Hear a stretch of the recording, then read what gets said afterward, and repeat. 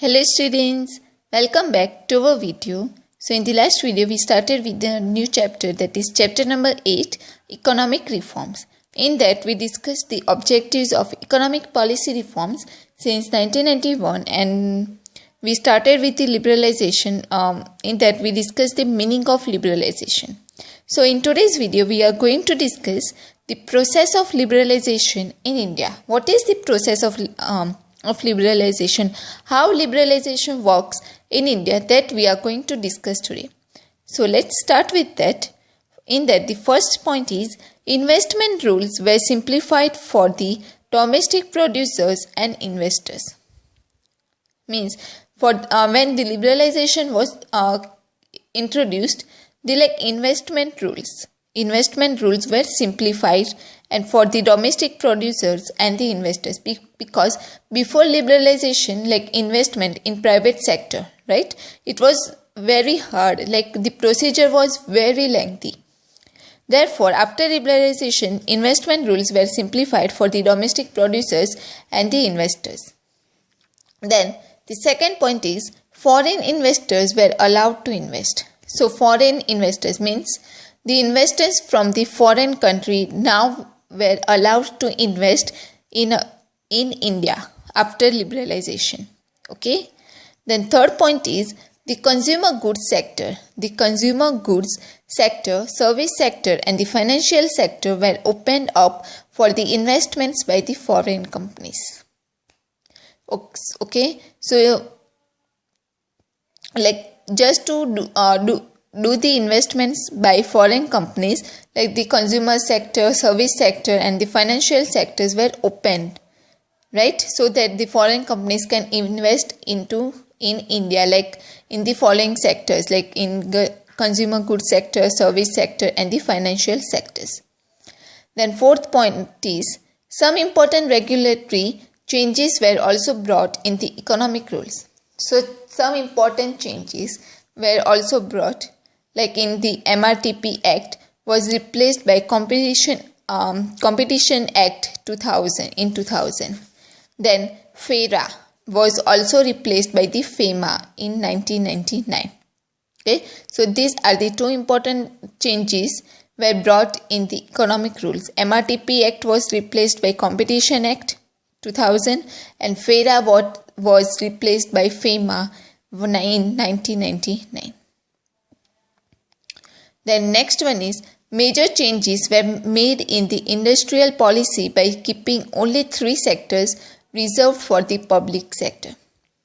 Okay, so major changes were also brought in the industrial policy by keeping only 3 sectors reserved for the public sector. Okay, so only 3 sectors were reserved for the public sector. The next one is the investment limit for the small scale industries was also raised. Before, for the investment in the small scale industries was very low, but after liberalization that investment limit was also increased. Then automatic licensing route was introduced for the investment by the foreign companies in India. Then relaxation in export-import rules were announced. Relaxation means import-export procedure rules was simplified. Relaxation means simplified. Therefore, relaxation in export-import rules were also announced. Then foreign exchange rate was also relaxed. Was stable. Foreign exchange rate was also relaxed, or we can say stable. Expenditure on subsidies was attempted to be reduced as a part of change in the fiscal policy. Okay, the expenditure on subsidies was also attempted to be reduced as part of the change in the fiscal policy. These terms such as fiscal policy, MRTP Act, FERA, you guys going to be learned in the following chapters. Okay, so these are just the procedure for the liberalization in India. Okay. But still, I'm going to tell you the full form of FEMA. Full form of FEMA is Foreign Exchange Management Act. Foreign Exchange Management Act. So these are the changes which was made in the regulatory changes were brought in the economic rules. Okay, FEMA, Foreign Exchange Management and Act, full form of FEMA.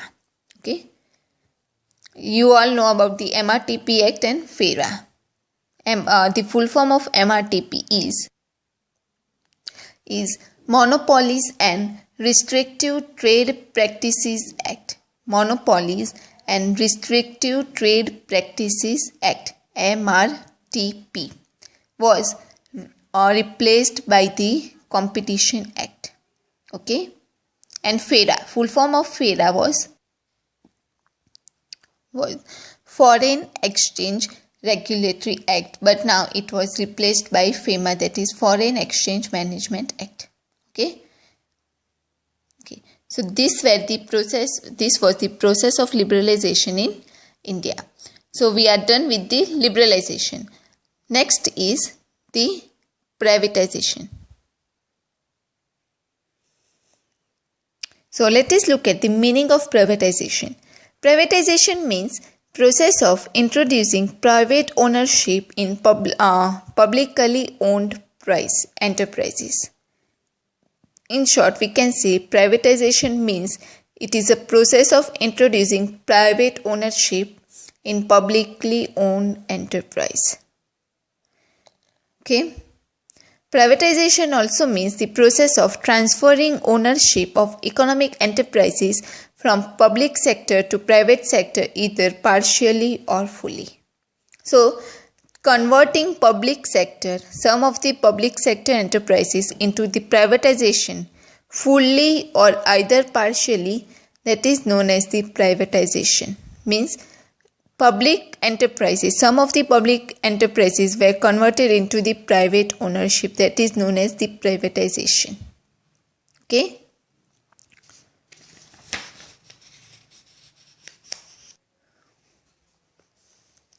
So, now let us discuss the process of privatization. What was the process of privatization? Process of privatization can take place in the following ways. First one is through disinvestment. What is disinvestment?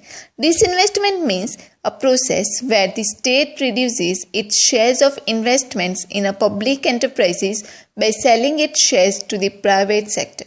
So disinvestment means the shares of investment in public sector are sold out to the private sector. That is known as the disinvestment. There are four aspects of disinvestments. They are, first one is complete disinvestments. Complete disinvestment means all the shares of the state in a public enterprises are sold to the private sector. That is known as the complete disinvestments. Then second type is partial disinvestments. Partial disinvestment means only 29% or 49% shares of the state in public enterprises are sold to the private sector. That is known as partial disinvestments. Then third is minor disinvestments. Minor disinvestment means only 51% of shares of the state in public enterprises are sold to the private sector. That is known as minor disinvestments. And major disinvestment, fourth one is major disinvestment, means more than 51%. More than 51% of shares of the state in public enterprises are sold to the private sector. That is known as the major disinvestments. Okay, so the privatization can be done through disinvestments. Then second one is through control. Certain areas of strategic importance and public utility services were not open for the investments by the private sector. So there was a more powerful control of the private sector rather than the public sector. So through control also, process of privatization can be taken place. After 1991, banking, education, communication, transportation were open for the private and the foreign investments.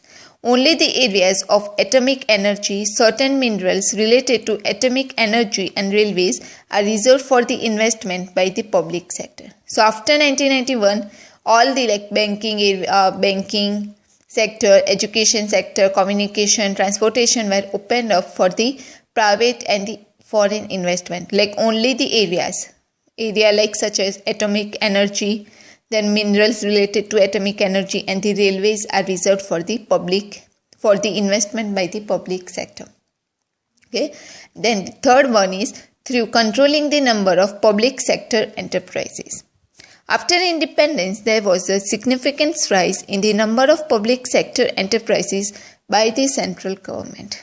So after independence, the rise in the number of public sector enterprises was controlled by the central government.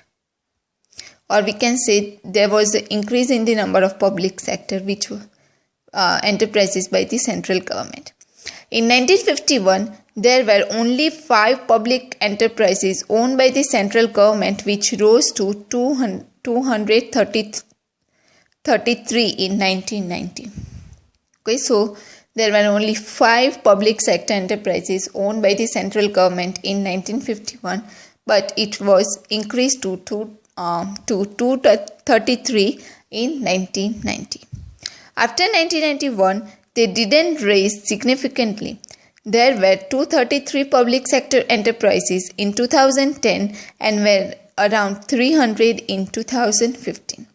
Though the process of disinvestments from the old enterprises continues. Okay, so now importance is given more to the privatization as well as to the private sector and to the foreign investments. Okay, so now we are done with the privatization. Then third one is the globalization. We would be seeing the meaning of globalization and process of globalization in the next video. So if you have any questions or any doubts, please feel free to comment below the video. Thank you.